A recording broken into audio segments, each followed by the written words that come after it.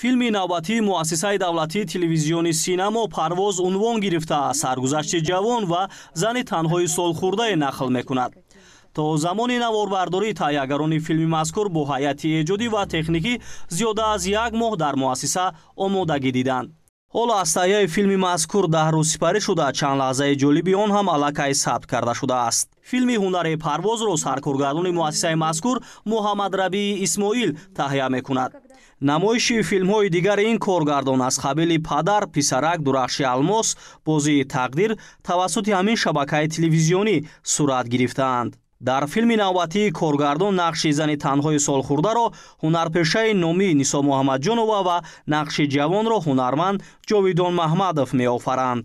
муассисаи давлатии телевизиони синамо таҳияи филмҳои баландмазмуни ватаниро ки бозгӯи таъриху фарҳанги халқи тоҷик ва дигар мавзӯъҳои иҷтимоӣ мебошанд дар доираи барномаи рушди кино ба роҳ мондааст. то кунун аз ҷониби телевизиони синамо садҳо филмҳои кӯтоҳмуддат ва дарозмуддати ҳунариву бадеӣ ва мустанад таҳия шуда манзури бинандаҳо шудааст.